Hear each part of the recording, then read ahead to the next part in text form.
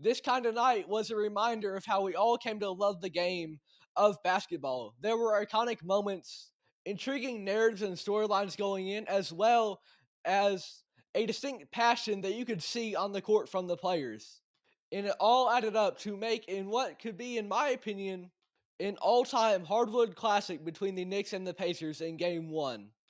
First of all, Tyrese Haliburton somehow managed to hit a shot that was both reminiscent of the Kawhi shot, where it bounced around a little bit before going in, as well as a Kevin Durant shot where he had a foot over the line.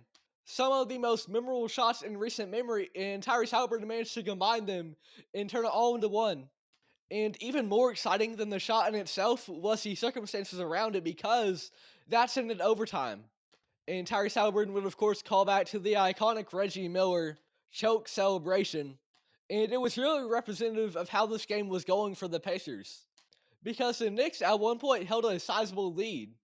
But Indiana, this is a team that has been counted out, that has been called overrated, including their star guard, Tyrese Haliburton.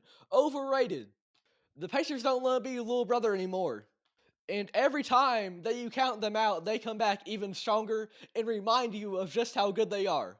Because the 2024-25 Pacers, no matter how this season ends for them, are going to go down in history, at least in my mind, as a very, very memorable team.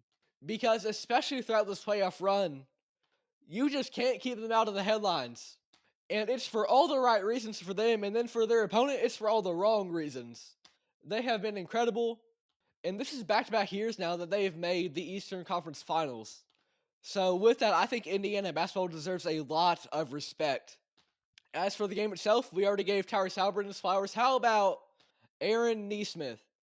30 points, but not only 30 points, 8 for 9 from beyond the arc. He was out there playing like prime Steph Curry, like he was the best shooter alive. Pacers were down 9 late, no problem. This team seems really tough and strong mentally, because so often, especially when you're a team like Indiana that is very fast paced, has ran the most miles in the league per game this season, it can be easy to get exhausted, to get tired, especially as a game goes into overtime, or you go on this extended playoff run. But the Pacers, they have a chip on their shoulder, because if they succumb to that exhaustion, then people are going to feel like they are right to call them overrated, and that the Pacers are just a regular season team that is not going to be able to make it to the biggest stage in the playoffs and perform. The Pacers absolutely do not want to live with that reputation, and you see it every single night that they play. This is a really fun team to watch, a really fast-paced team to watch, but also a very, very tough team to watch. And it might not seem like that at first glance because they're not the most physical team, but that's only half of the battle. And mentally, there may not be anyone stronger in the league than Indiana. This was an incredible showing for them, and going into the series, I had the Knicks winning. And I don't think that that was a particularly hot take either. You look at the starting five for them, there's so much talent there. Jalen Brunson, Josh Hart, Mikal Bridges, OG Anunoby, Karl-Anthony Towns. And sure, the depth isn't great for the Knicks, but in theory, that top-level talent could take them very far. However, what we're seeing recently in the NBA is that you are only as strong as your weakest link. Because there is so much parity, so much talent in the league now, having the best player on the court at any given time, sometimes that doesn't seem to matter as much as who your worst player is. Look at some of the teams that have already been eliminated already. LeBron James and Luka Doncic, their Lakers. Giannis's Bucks. Nikola Jokic and the Denver Nuggets. Heck, even look at a team that didn't make the playoffs.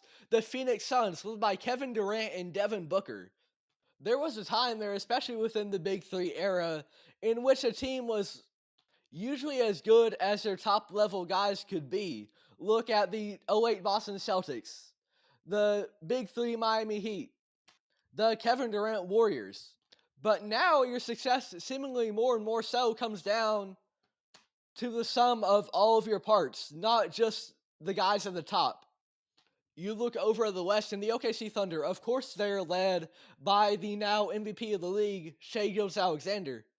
Shai has been averaging 30 points a night for the last 3 years. And they were really good last year, but they didn't have the experience. But this year, they really broke through that glass ceiling and are well and truly a championship contender. If they make it out of the West, I think they have a very good chance of winning the title. And that's because Shea's not the only guy there anymore. You've got J-Dub, who was an all-star for the first time this year, as well as the likes of Chet Holmgren, and even more key contributors like Cason Wallace, Isaiah Joe, Lou Dort. This team is deep. Isaiah Hartenstein, Alex Caruso, one of the best defenders in the league, one of the smartest players in the league. That team is deep. It's more than just Shea. And you look at their opponent in Minnesota, of course, they're led by Anthony Edwards, but they've also got Julius Randle, who has been really bought into this team and is playing some of the best ball of his career. You've got Jaden Daniels, a lockdown defender. Rudy Gobert, four-time DPOY.